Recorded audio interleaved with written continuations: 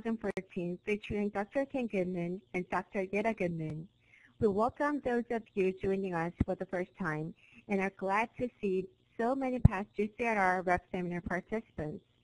Your moderators for this evening are Dr. Peggy Arbers and Dr. Dennis Otto, professors of language and literacy at Georgia State University in Atlanta, Georgia, USA, and me, Ji Shin, language and literacy doctoral students at Georgia State University.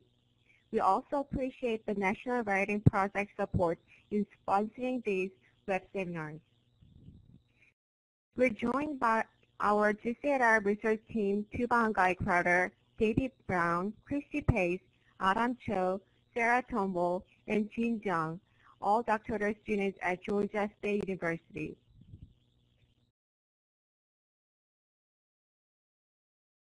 Global Conversations in Literacy Research consists of online interactive web seminars with the intent to circulate cutting-edge research in the fields of literacy and language arts.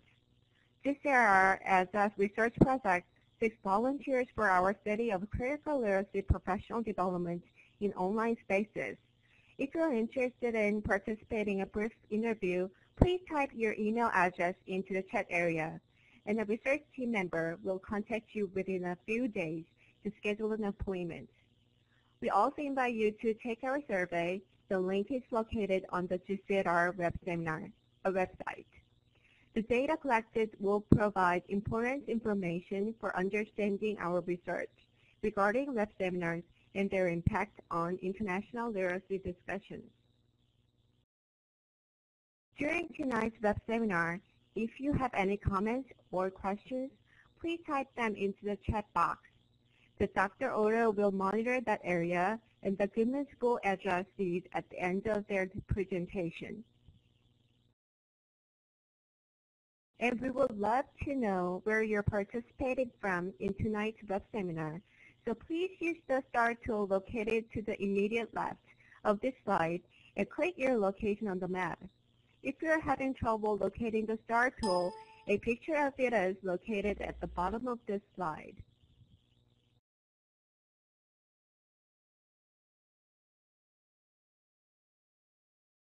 Australia, that's Gary Clark.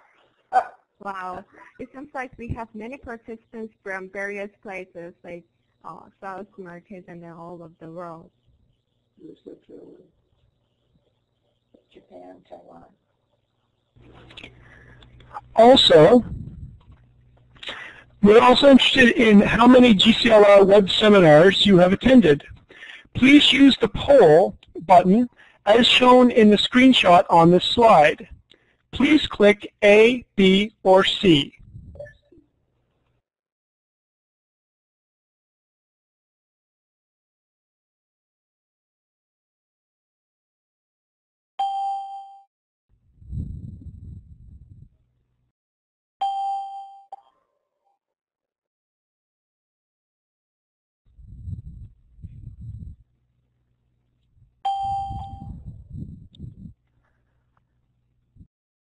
Welcome to the repeat participants and to new participants who we hope will continue to participate in GCLR, future GCLR seminars.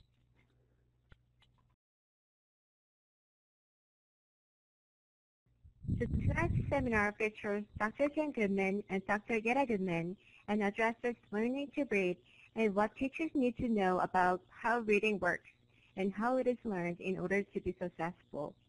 Dr. Ken Goodman holds the title of Professor Emeritus, and YETTA Goodman holds the title of Regents Professor Emerita at the University of Arizona, USA. They are international scholars in the field of literacy theory, education, and policy. Grounded in psycho and social linguistic models of reading, the Goodman's work has been instrumental in the design and development of reading curricula, and especially in the area of assessment with mosquito analysis. Dr. Ken Goodman has received many honors over his distinguished career, such as NCTE's David H. Russell Award for Outstanding Research in English. He was elected to the Reading Hall of Fame in 1991. Dr. YETTA Goodman has also been widely recognized, most recently receiving Literacy Research Association's 2014 Oscar Cozy Award. She's known for popularizing the concept of kid watching, that is, encouraging teachers to be professional observers of the language and learning development of their students. The Goodmans have published widely, authoring over 25 books and 300 articles, separately and together. Their most recent book, Making Sense of Learners, Making Sense of Written Language, published by Routledge, is the selected collection of their writings. At this time, it is my honor and pleasure to introduce Dr. Ken Goodman and Dr. YETTA Goodman of their presentation entitled Making Sense of Making Sense. Please join me in giving them a virtual round of applause.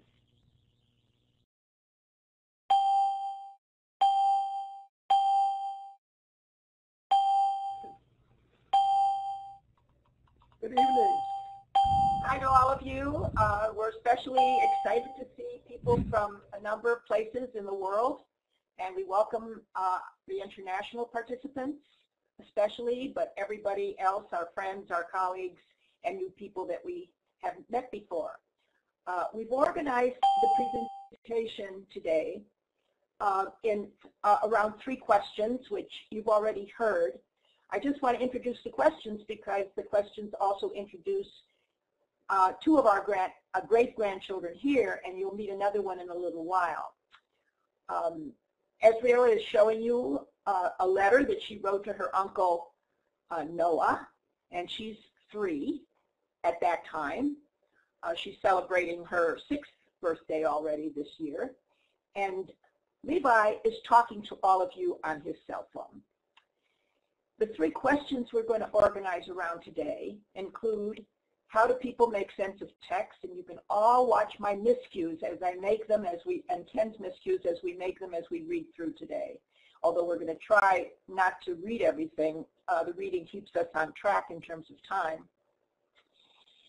And then we want to talk about how do people learn to read, and we'll talk about literacy development.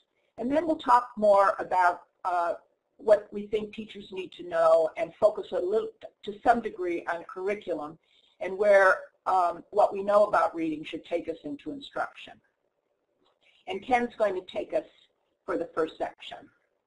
How do people make sense of text? Obviously, we can't go into everything, but we have a little exercise for you. Thanks to Gary Kalar, who I think is online, and he said that that's a T-shirt. And if you read it a couple of times, you'll get the point. Did you read it? How many of you read it wrong, like it suggests? Look carefully at the first line. What if I told you, or is it what I have told you? Okay.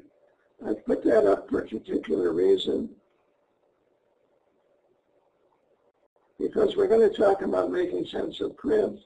And one of the things I want you to understand is that our brains are what we read with, and the brains use a relatively imperfect set of senses, eyes, ears, so that we think we're seeing every word and every letter, but the brain is very smart. It only samples from the text. And you saw enough to read the first line the way it should have been written. And most of you are still puzzled by why I said that. Let me go back just a minute to show you again. What if I told you, or what I have told you? When I read that, I knew there was something wrong, but I thought the I had been left out. Yet I had to show me to believe it. Okay, so I'm going to talk about 5 ideas. It has nothing to do with the National Reading Panel having 5 big ideas, but these are different ideas. Reading is a process by which the brain constructs meaning. And constructs meaning is really a fancy synonym for making sense. We make sense, we construct meaning. It's a process. The brain isn't simply reading words and then getting meaning from the text. It's constructing meaning. The eyes are the tools the brain uses. Paul Coleridge some years ago wrote an article called Reading is Only Incidentally Visual. Any teacher text, whether oral or written, is a complex system of abstract symbols. And what we've learned from studying reading is that the brain human beings have the remarkable ability to think symbolically, to let symbols represent things and ideas and manipulate them through that. Readers make sense of text, in other words. So to make sense of what you read, the reader must bring meaning to the text. Making sense of written language is not different from making sense of oral language. We'll talk some more about that. And how well anybody reads depends on two things: how effective they are, that is, how good they are at making sense, but how efficient they are, which means how they get there with the least amount of effort and input. I just want to, before we go on, I just want to point out, we won't talk about all the books that we've put here so that you can take them down as you go along. But we've discovered over a number of years now that the Ken Goodman book on reading is really quite accessible to a wide range of readers.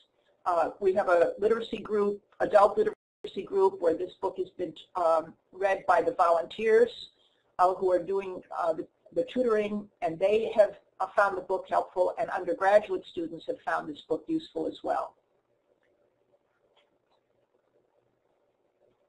I want to give you a couple of little exercises, because one of the things that we've been learning is that the more we understand about the reading, the more we understand about the brain. And I want you to think of yourself as being on a freeway with cars all around you traveling at 70 miles an hour. And what your brain is doing as you control that car and the people around you are controlling theirs. So I'm going to have this little dialogue. Driving at the speed lane, but my exit and the freeway is coming up. Cortex to foot. The cortex occurs where we do our thinking. Steady on the accelerator, but get ready to change lanes. Cortex to eyes to cortex, back and forth. Check the mirrors for a break in traffic. Start turning the wheel. Whoa, where did that guy come from? Nice recovery, feet and hands. So there's a looping thing. That's now, the LA freeway especially. Now, think of reading as the same kind of thing, except we're reading at the speed of thought here, which is much faster than I'm talking. You're processing my speech now. So the cortex sends message to the hands, turn the page. Eyes initiate reading, making predictions. Direct eyes to confirm prediction, click, a few 100,000. Fixation's only a few hundredths of a second. The eyes are giving us information. Thanks, eyes. You got a hunch of the pattern. I'm making predictions. I'm wording the text as I read it. Skip ahead now, pretty sure I didn't read that. Got the image, yeah, that's it, understood. Whoa, wait a minute, there's something unexpected. Well, eyes go back and let's get some, oh, I didn't need that, I figured it out already. I understand it, but let's proceed with caution. Now, what I'm saying is that it's a continuous process. And the cortex, which is where we do our thinking, is always in charge. And the looping is going back and forth, and we know that there's more information going from the cortex to the eyes than there is the other way around. We're not prisoners of our eyes, we use our eyes, and there's a very big difference between vision and perception. Perception is what we think we see, vision is what we actually see, and that's why in that little demonstration at the beginning, you thought you saw something different than you did. Okay. But let's talk a minute now about the text, because readers have the feeling that they get meaning from the text. In fact, English teachers, literature teachers have been teaching for a long time that you're supposed to get the author's meaning, and the meaning is in the text. But a text is a language unit that can express meaning in some context. It's always embedded in some social transaction, learning or informing or describing. Seeing a text in relationship to the social interaction is what gives it meaning.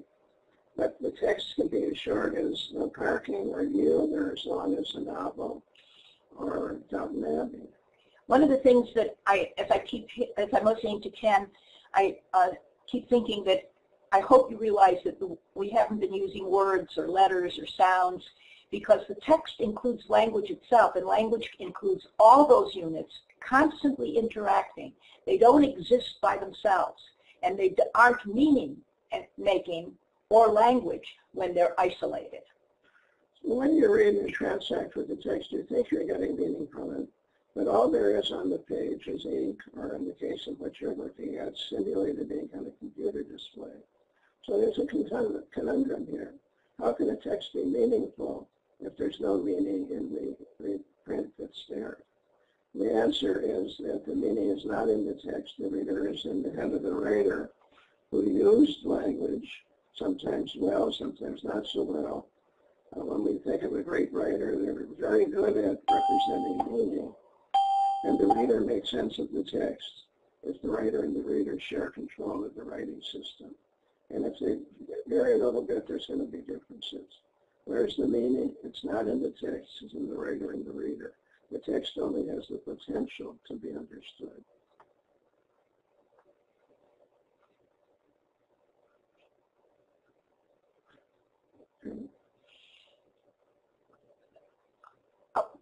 Written language is a continuum with oral language, and one of the things that I especially want us to think about is when we think about young children is that we have stopped building on oral language when it comes to early literacy. We've been focusing so much on teaching written words and letters that we've forgotten that the connection and the building from oral to written language is very important. And language is continuously being invented. The connections between written and oral language is being invented. Written language has been borrowed and adapted from nearby cultures. The material that we're talking about, we've been using miscue analysis mostly for the research that we use to understand the processes. We've been sharing it with you. And that has been done in many languages, and we see this process as a universal one.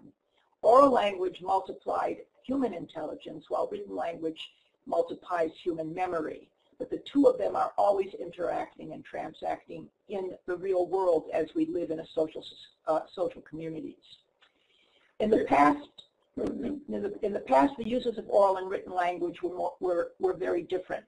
And we now think that difference seems to be fading. Digital literacy has made oral and written language functions overlap more than before. We can record speech, we can access it in various ways. We can represent, the word chat is interesting because you can chat on your phone or on the internet without talking, so that these overlap.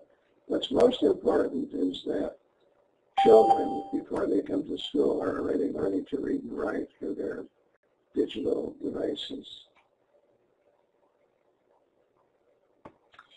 We wanted to show you a little bit of more recent work being done with miscue analysis. Thanks to Eric Wilson, who's online, I understand. And our original research for many, many years were done with miscue analysis, where we had children reading orally, or readers at all ages actually, reading orally, and then we analyzed their miscues. We asked them for a retelling. They got no help or prompting in any way during their reading. More recently, we've added or expanded, thanks to Eric Polson, as Kenneth mentioned, and his book on eye movements. If you're interested in this extension, really check that out. But the eye movement work has helped us realize some very important things. Here you see a simple eye movement marking. The dots are the places where the eye fixates, and it's only at that point, when an eye fixates, that information goes to the brain. When the miscues are marked separately, with, you see the omission on the second line of with, you see a substitution on the fourth line of trotting for tottering, and you'll notice that the eye and the oral language are not at the same place at the same time. This is a very complex process, and yet we're going to argue as we go along that it's simple to learn to read anyway. Did you want to say anything more about the eye movement at this point? Well, what I want to point out is that There are very few fixations at the beginning of lines because the reader has made predictions there. There are a number of words that get no fixation. And there are words that get multiple fixations. Now, for instance, there was a reason why the reader regressed, probably because what followed here, although you notice Ruth gets no fixation. That doesn't mean that the brain hasn't decided what's there, but it's sampling, as you can see, and it's more or less sequential, but you see going back and forth. And of course, these look different. The eye movements look different. The sequence is more or less in order, depending on the reader. And readers that are very proficient don't have as oral spacing in the way other readers do. So in 1908, Edmund Huey, who was an early eye tracker who studied the reading process, had the insight to say that if we understood reading, we would understand a great deal about the human mind. I think we're at the point where we can say to Edmund Huey, we've got many of the answers. It's no longer a mystery. And the more we understand about reading, we see that readers are doing what the mind does, that reading is a mental process, and it's very much, the research is coming together in terms of understanding how reading works as a mental process. And Edmund Huey himself was involved in eye movement research. Yeah. Ken, did you wanted to mention what's coming with the eye, with the brain? Well, why don't we stop and see if there's a question that... We're going to try to stop for a short time and see if there are any clarifying questions, and then we'll talk about more specific questions later on. Great. I guess I'll just jump in for a moment and share at least one question. I'll share one for now, and when we come a little bit later in the presentation, we'll come back to at least a couple more that have accumulated. Peggy Seamington asks, if you would comment on how does reading on the screen or a mobile device differ from reading print text? And so how, also with that, how has work on new literacies and reading changed your kind of perspective or your take on reading, if it in fact has? Well, those are two very different questions. So the first one really is the issue of, is there a difference? And my answer Ken, we're having a hard time hearing you. Would you speak up a bit? Okay, I'm sorry. Is that better? That's a little better. All right. What I wanted to say was that as far as I can see, and as far as our own research has shown, there really isn't any difference. A lot of people are reading now on what looks like a book, but they're reading most of what they're reading in e-books and so forth. There really is only a single process.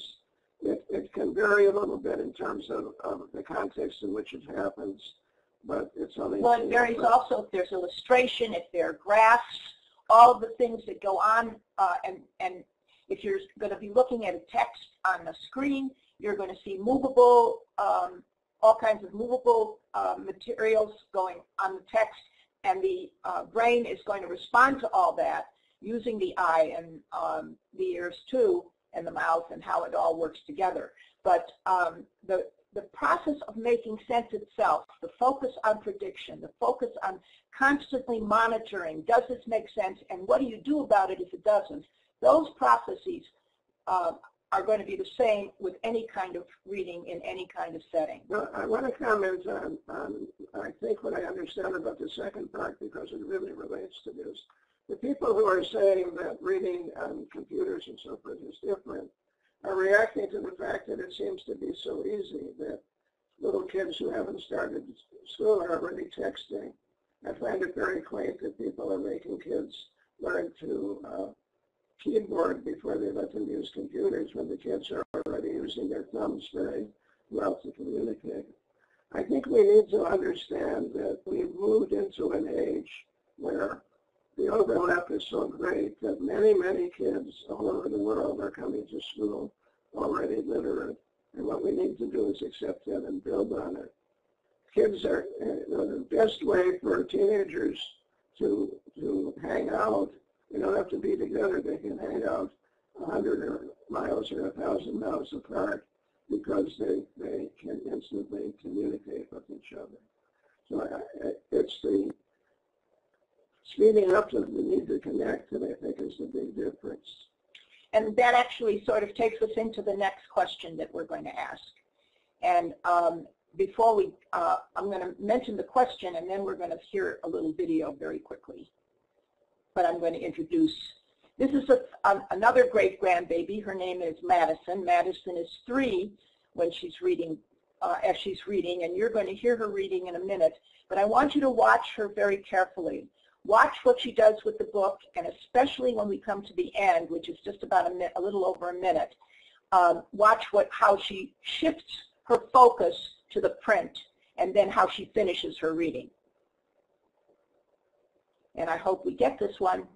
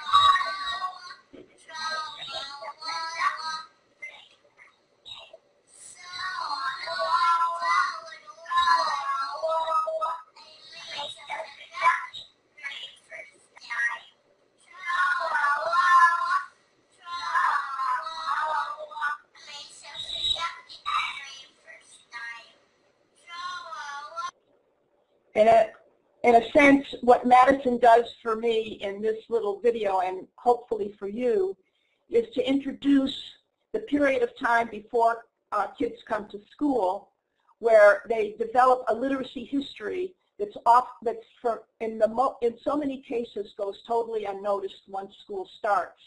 In fact, we don't even find out whether kids can open books, how they open the books, how they follow along when they're reading alone, not when they're being tested. But when they're reading on their own, what are they looking at? Where do they look?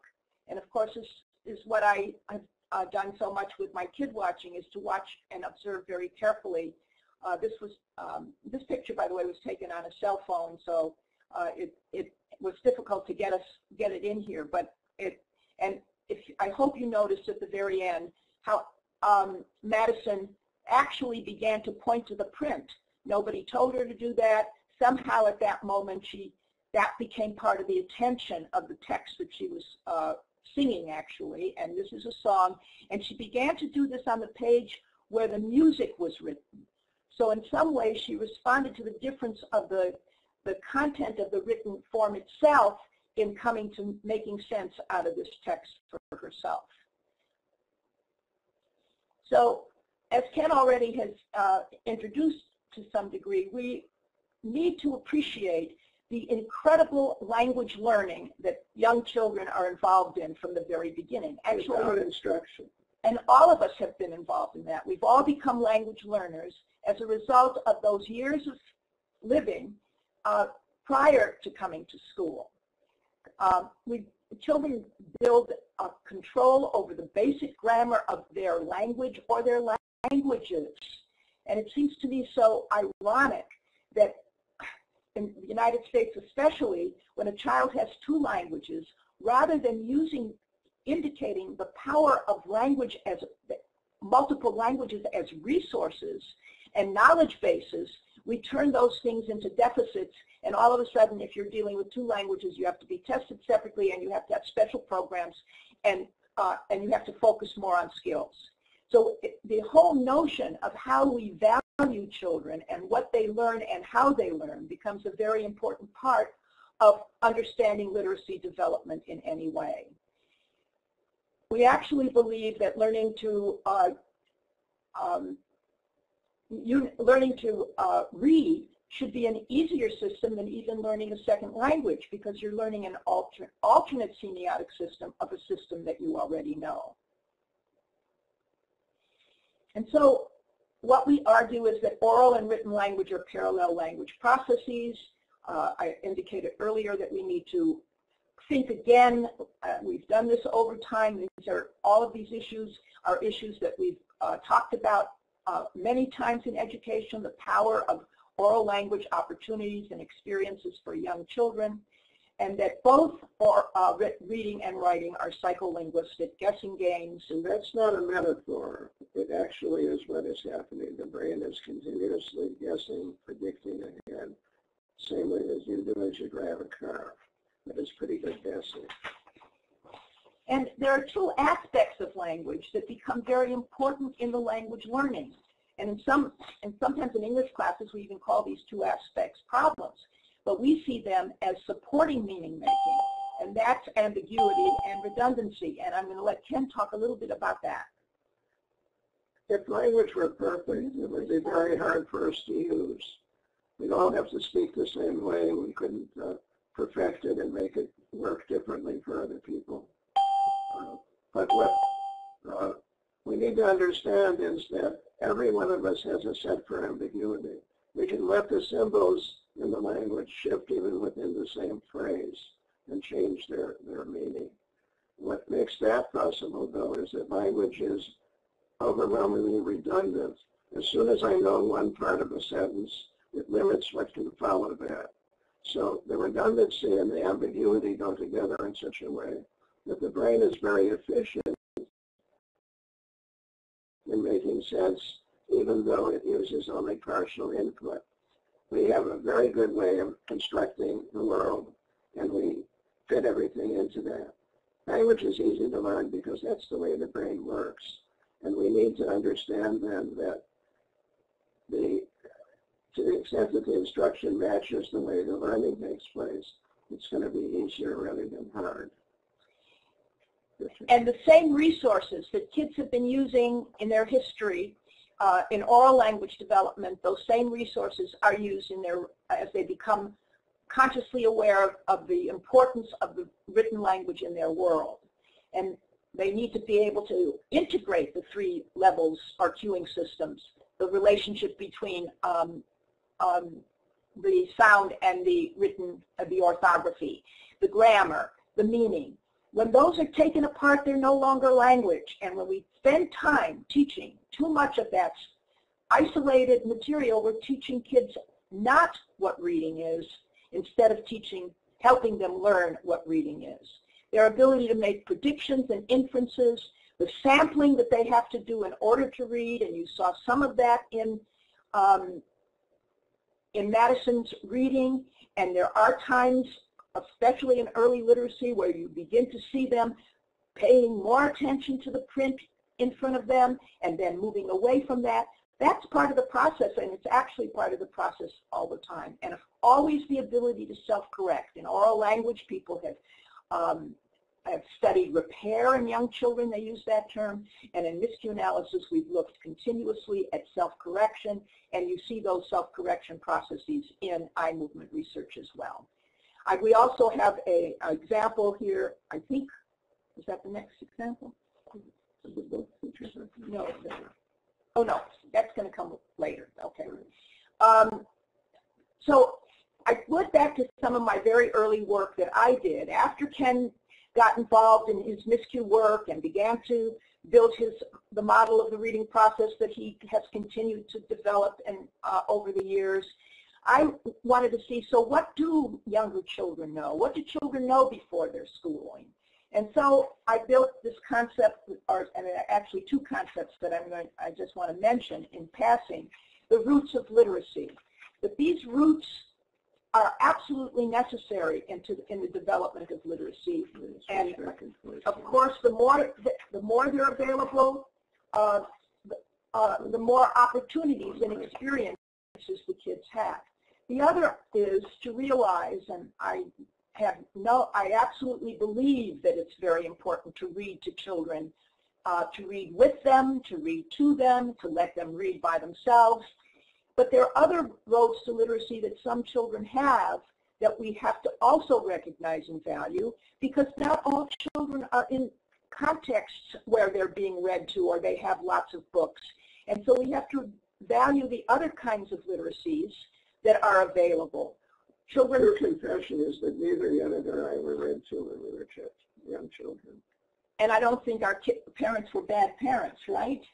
I actually had to learn to understand that my parents were literate because actually I grew up believing, because of the way teachers treated me, that my parents who were Yiddish speakers were not literate at all, because they didn't have the kind of school literacy that was available, that schools thought were necessary, or that I learned that was necessary being part of that experience. But kids play at literacy, and the power of environmental print is a very important issue that when kids are reading newspapers and looking at magazines, and all the kinds of interactions are all giving them opportunities. And I know lots of parents who tell me that they actually have to go down different streets when their babies are 18 months old, because they'll scream for McDonald's or Dunkin' Donuts, and their kids are already bringing into their world the literacy that's in their environment. I want to just share with you a miscue that was done on a child. You see how many years ago this was done. It was done as part of my dissertation. And this is Franklin, who is in Carolyn Burke's classroom, for those of you who know my colleague who helped with the development of the reading miscue inventory. And Carolyn taught this classroom that was at that time called a pre-first grade. And these are supposed to be kids who were not ready to read. And here is Franklin reading a book that he'd never seen before. And what I learned over a period of time, even after I analyzed his miscues, and his miscues were wonderful because they produced sentences that were syntactically and semantically acceptable. They made sense. But then I began to realize over time, as I became more sophisticated about linguistics, that many of these sentences that have the word toy in them are really unacceptable grammatical sentences. In English, we don't talk about specific things by using generic terms. And that's what Franklin was telling us. He wanted those generic terms. And he had some help with those generic terms, because there was a picture on the opposite page that showed different toys. But he had to make decisions here to decide which ones does he use when and how do they fit in the language. And he does that quite well. And at the same time, while we're looking at miscues, we thought we would show you to talk about the universality of the process. This is a miscue that was done, Xiaomei Wang's work, where she is teaching Chinese to undergraduate students, and she uses miscue analysis with them to help them understand what their miscues are about, and she encourages them to read the English word for themselves if they don't know what the Chinese word and can't pronounce it, so that they are using the resources of both of their languages as they're reading orally anyway. And we see that they're making miscues. They're going back over and repeating words. And in the first one and the second line, the reader actually read the appropriate, read what was in the text, and then decided to say river god instead, because that didn't fit the sense making that this reader was doing. There are two omissions in this line. Two omissions in the line. Can you move closer? And now we're going to move to the third question and think about how do we take this information that, and how do we help teachers understand this and learn this. And as I say this, I know that there are many teachers in this audience that know this information very, very well. Because teachers who themselves are engaged in kid watching and miscue analysis learn the process of the reading from their own analysis of miscue analysis. And I've begun to think of miscue analysis as a liberating tool because it liberates us to understand the process for ourselves. And we've been using miscue analysis with students. I just spent a semester working with an 8-year-old who has been struggling, helping him understand the reading process. Actually, Kelly Allen, one of our graduate students, is working much more closely with him than I am. But we've been working together and helping Wyatt understand his own reading process and the power that miscues show about what he knows, not what he doesn't know. Ken and I are going to talk about a proposition that we're beginning to explore with others, and that is, why do we teach reading and writing as courses in elementary school especially? Why aren't we doing what Alan, that you saw in the previous slide, Alan Kashawa's students who are engaged in learning experiences? That's the center of the curriculum. The curriculum shouldn't have a course in reading or writing or spelling. We should be engaging kids in learning experiences through topics and units and whatever kinds of things.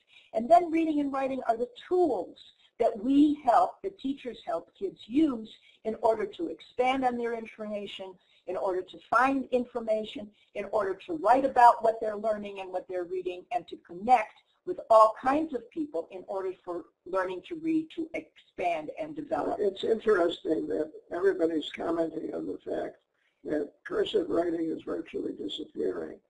It's disappearing certainly in my adolescents because it's no longer needed. They don't do much of their writing with pens and pencils. They do it on computers, and texting has developed its own kind of way of communicating. With shortcuts because you're using your thumbs. I think we have to understand that we had turned a sequence of skills that was arbitrary into reading and writing rather than involving kids in using it. You know, we forgot the clarifying question. And Dennis, did you have a clarifying question at this point? Actually, yeah, I have one that kind of a quick one. There's a lot of discussion being generated, and we'll get a chance to come back to many of these questions. But a quick one is good. I think W.M. Drake asks, can you define environmental print? You mentioned that concept, and it might be worthwhile to maybe expand a bit on it. Well, mostly, I became aware of environmental print when I began to take kids on walks, little 3- and 4-year-olds around a neighborhood, and began to ask them what they thought those things that were either in the grass or at the end of a street or on the top of the building, what was that?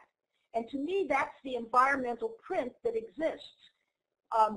Environmental print is much more salient for me when I go to a country that uses an orthography that's not English. If I go to an Asian country, I think every building is a Chinese restaurant. I can remember being in Israel and looking at a bank and being able to spell, and I can sound out Hebrew. I don't read it, but I sound it out, and I realized that's just, oh, it must be a real bank in Hebrew. Imagine that. We thought it was a synagogue. Yeah, I thought it was a synagogue. But the point is that print itself, wherever it is part of the literacy process. That's what makes us a literate society. And when you begin to study all kinds of print in whatever forms they take, whether they're in connected discourse, whether they're in print in the environment, and that's what I talk about, print in the environment. A wonderful study that one of the teachers in one of the schools in Tucson did was take her kids on a walk to the neighborhood to look for environmental print. And the kids found out, these are Hispanic kids in inner city Tucson, they discovered that Spanish was being used on storefronts, written by handwriting. But the big signs, the important signs, the street signs, were actually used in English. And these kids actually got to the point where they were able to get the bulletin board company to put a bulletin board up in Spanish that said, "Read to your children every day." The only signs that were in the environment in Spanish were the beer and the tobacco ads. So they used this for a critical literacy study, actually, and used the environmental print and began to understand how that affected the cultural issues of a society. And so we'll come back to curriculum for a short time before we come to the end of our presentation. One of the concepts that Ken has been, when we go back and look at the previous readings, Ken, a long time ago, wrote an article called Revaluing Readers. And through this, we began to realize that revaluing is a process that helps us become aware of how humans learn language and how easy it is for them to learn language. We've been blaming kids for a long time for having weaknesses that keep them from learning the skills that we're teaching them, rather than understanding that our teaching was at cross purposes. We were teaching them skills where we should have been building on the language that they already have. So we want teachers to revalue the universal ability to learn language, and we want the students to revalue themselves as readers and language learners. My work lately has been with kids who are in special programs to help them become better readers. My great frustration as I work with these kids is they already know that they can't read. The young boy, Wyatt, that I just talked about, when we started working with him, he said, "Everybody in my class knows I can't read. I'm the worst reader in the class, and everybody knows it." We actually got him, because he was doing language experience with Kelly Allen, we actually got him to admit that he might be an author because he was writing his own stories and Kelly was acting as scribe. But he still wouldn't accept the fact he was a reader because he already knew that he couldn't do the things, and he certainly couldn't do it when he had a timer on his desk that was timing how fast he could say words or nonsense syllables. So how we revalue, putting our effort in revaluing the relationship between teaching and learning, the power of the teacher to support a child or a learner, and this can be at any age, support readers as they begin to explore new areas.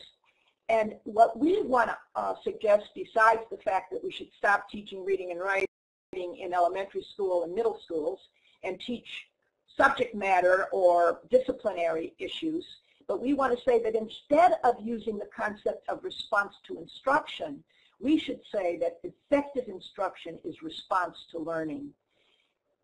It brings that kid watching in, but it also suggests that there is no skill. No researcher has ever developed any research that shows that there's a specific sequence, that one thing has to come before the other in learning written language. It has to all be there, and that's why it's easy to learn. And that's why we go back to Michael Halliday's important concept that whenever we use language, we learn it. Whenever we use language, we learn about language. We become metacognitive in relationship to language and metalinguistic. And whenever we use language, we're learning and expanding through language itself. The old notion that first you read to learn and then you learn to read is wrong. You learn to read in the process of reading. If anything ever proved John Dewey's notion that you learn by doing, it's certainly language learning. And the two terms that I would like us to learn to expunge from our early literacy vocabulary are the concept that first you learn to read and then you read to learn. Got to get rid of that because it's wrong. And the second is readiness. There is no readiness for reading. There's only using literacy authentically in our culture for purposes of learning. want to talk about this cruel paradox. We were in Soweto in South Africa, and the children in the receiving room sang the national anthem in 4 languages. But people are promoting a program that's... Are you hearing me? Okay, you're hearing me? There? What's happening? All right. And what I'm trying to say... Everyone is saying yes. Yes. Okay. Yeah. What I'm trying to say is that we have this paradox. Children are coming to school, many of them already literate. Some of them have learned 2 or 3 or 4 languages. And then we treat them as non-learners. Our great-grandchild, the one that you saw holding up the story that she'd written for her Uncle Noah, is in what I call a sweatshop kindergarten. It's all day. She sits at a desk. She has worksheets to do. The other day she came home and said in kindergarten that she was supposed to know what a noun is. Why, I'm not quite sure. And she knew it was a thing. It was a thing, yeah. Now she's an older 5. She just in fact turned 6. But there are kids almost a year younger than her in this situation. It sets up a conflict between what is a base contextualized skill instruction that kids can't do, like quiet, and the ability that they have to learn easily. National Conference on Teaching Quality is an attempt to lock teachers in teacher education programs into that. So what we are encouraging for profession, what we need to help, we need to be part of the process to help professional teachers reclaim their classrooms. And this is not a good time to even say that, I guess, because of all the pressure, but that has to happen. They need to use their knowledge and experience to respond to learning, to develop and negotiate curriculum with their students. And very quickly, the reading and writing, I think that we've talked quite a bit about this, but what I just want to mention that success comes from responding to what learners know and do, and being very knowledgeable about the funds of knowledge in the classroom. Louise Moll has a new book on L.S. Vygotsky and education that I recommend, where they talk about how young bilingual kids use the funds of knowledge in their classroom and in their community to develop curriculum, to develop all kinds of materials. Our goal is to expand on what they already know and are doing. And the focus, the focus should be on what aspects of the curriculum do the kids have questions about? How do we bring together the science, the social sciences, the physical sciences, and do the kinds of negotiation with students to do critical discussions and studies about, based on the students and the teachers' questions, using the community, bringing teachers together for study groups. Every teacher is, of course, a teacher of reading and writing, because we're helping kids to use the processes as they would. We've been going over a lot of our old writing for a book that was recently published, and YETTA found this quotation from 1987 in the 3rd edition of Language and Thinking in School. The American teacher has been in danger of becoming a technician who administers a sequenced and impersonal program to passively defined learners. All teachers need to be guides, supports, and monitors of learning. They need to take back the power in their classrooms from the textbooks and the tests, so they can help their pupils to expand their power to use language and to think. And I've just been reading some early material going back to the beginning of the 1900s, and there were educators at that time saying that we were testing and evaluating kids too much even at that time. We've got to come out from the 100 years of imposed curriculum from the outside and work with the professional teachers to develop a curriculum that honors and respects the knowledge of both the kids and the teachers and the communities. I think we're ready to talk about some of the questions that people have been raising.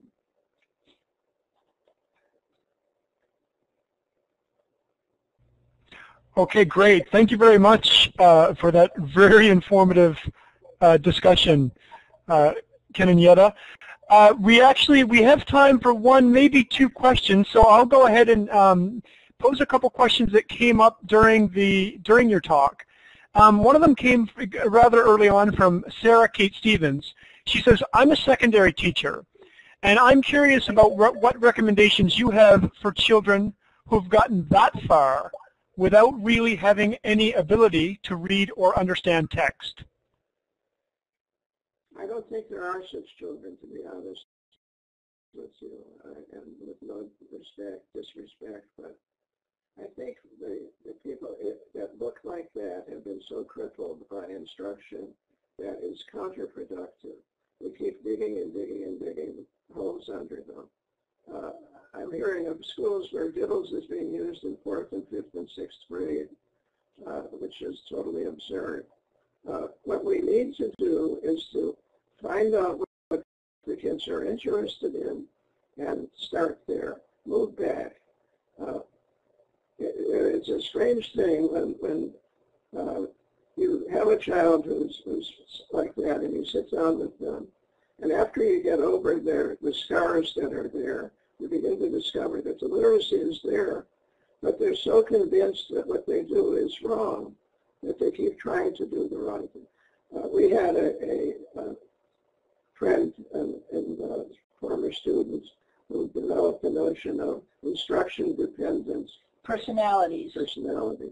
Is where the kids are so busy trying to do what they're taught to do that they can't do what's natural for them. And when they get to secondary classrooms, they begin to believe that there is only one right answer. And they keep trying to figure out what that answer is rather than reading and making sense is making sense for self, not making sense for somebody else, for other kids or other teachers. I follow the listservs, and you might want to look at some of the listservs that the National Council of Teachers of English has. I've seen a number of very interesting discussions about how you get kids involved in thinking about texts. What surprises me is that we're still teaching one book too much, I think, in secondary classrooms. If you select one, if kids don't have opportunity to choose a text that's meaningful for themselves, how do they ever know that reading is for themselves? That's the first step for me, is how do you engage kids in believing that the written language is for them, that the reading in English classes is for them. I think that we have to provide more opportunity for kids to explore this range of literacy that's available, using books that aren't just popular to all the kids. Not everybody's going to like Hunger Games. As a teacher, how disappointed I was to find out that not all my kids love Charlotte's Web. You know, if we have to find we're living in a society where the development of children's books and books for adolescents, thousands and thousands are published a year, new ones, and we're still focusing on single novels for a whole class or 4 or 5 novels for a semester. How do we engage kids in multiple texts? How do we build around themes so that kids can read maybe 2 texts or 1 text in groups, selecting texts for themselves? These are places to start. I'm not saying that you do away with all the single texts, because I know that teachers have favorites that they think are very important, but I think that that's one area that we have to begin to look at. I hate Silas Marner because I was forced to read it. We wanted to have another question. Another question. Is there time? 15 seconds. Actually, I think that is time. Unfortunately, we had some great questions. It would have been great to get to them, but I'm going to hand you off and say thanks again and let our moderator give our final greetings. Thanks. We didn't watch the time. Were you watching the time at all? I was. Yeah.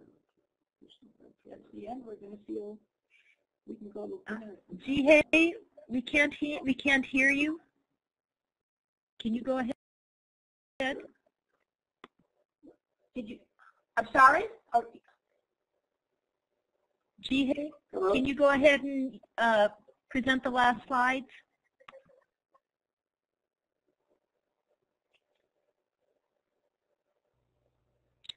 It looks as if Jihei's microphone isn't working, so this is Peggy Elvers, and I would really like to thank everybody for joining us for tonight's seminar. Thank you, Dr. Ken and YETTA Goodman. We are really very happy to have hosted you tonight. It was a wonderful presentation. If all of us can give them a virtual round of applause. We'd like to thank everybody for joining us in this web seminar. And if you would be so kind as to write one thought in the chat area that you found particularly poignant or interesting for the Goodmans, we'd like to share that with them. They have asked us to send them the questions and all the chats so that if there's anyone who has any further questions, they would be happy to respond to them on email. If anyone is interested in participating in one of our sorry, I'm not sure who's moving the slides, but if there anybody who is interested in participating in a 15-minute online interview as part of our research project, please type your name and email address into the chat box, and one of our GCLR research team will get back to you.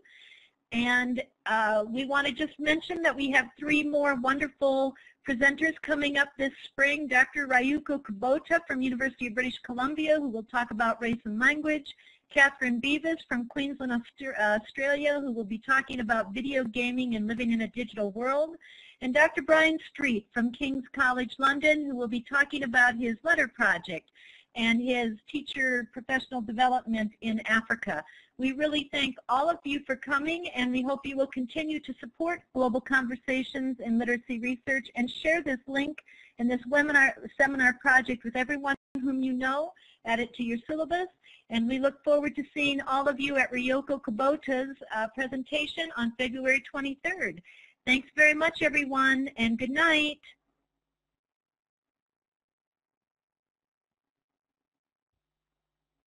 New participants who we hope will continue to participate in future GCLR seminars.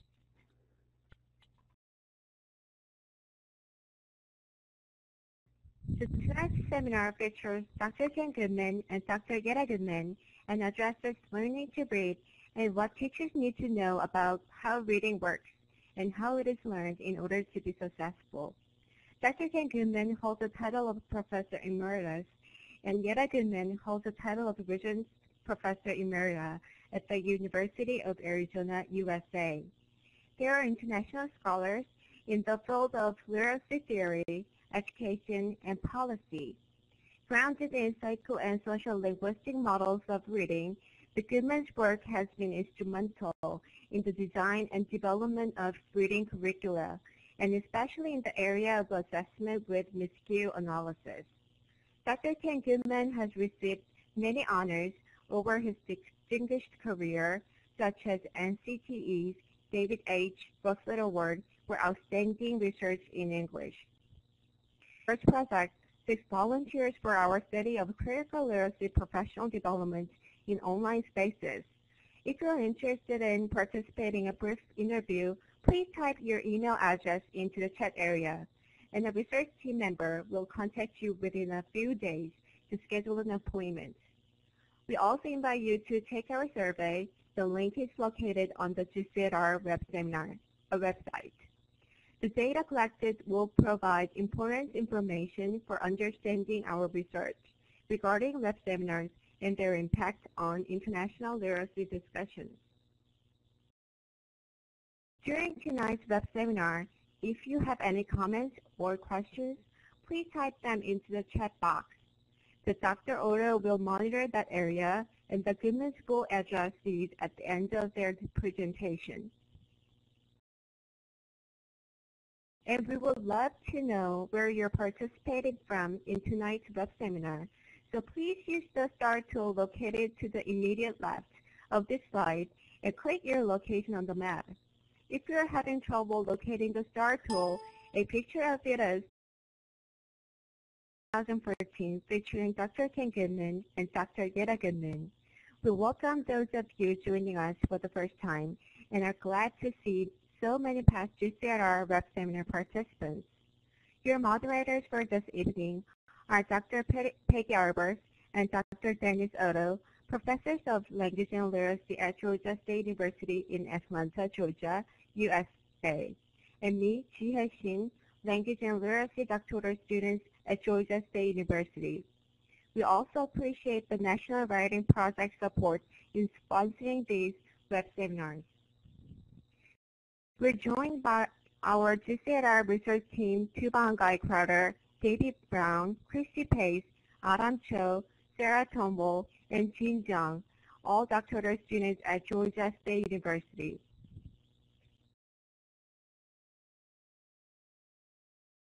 Global Conversations in Literacy Research consists of online interactive web seminars with the intent to circulate cutting-edge research in the fields of literacy and language arts. GCLR, as a researcher, was elected to the Reading Hall of Fame in 1991. Dr. YETTA Goodman has also been widely recognized, most recently receiving Literacy Research Association's 2014 Oscar Cozy Award. She's known for popularizing the concept of kid watching, that is, encouraging teachers to be professional observers of the language and learning development of their students. The Goodmans have published widely, authoring over 25 books and 300 articles, separately and together. Their most recent book, Making Sense of Learners, Making Sense of Written Language, published by Routledge, is the selected collection of their writings. At this time, it is my honor and pleasure to introduce Dr. Ken Goodman and Dr. YETTA Goodman of their presentation entitled Making Sense of Making Sense. Please join me in giving them a virtual round of applause.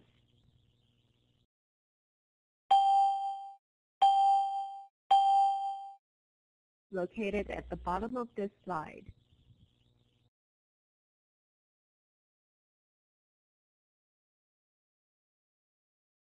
Australia.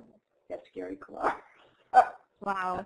It seems like we have many participants from various places, like South America and then all of the world. Japan, Taiwan. Also, we're also interested in how many GCLR web seminars you have attended. Please use the poll button as shown in the screenshot on this slide. Please click A, B, or C.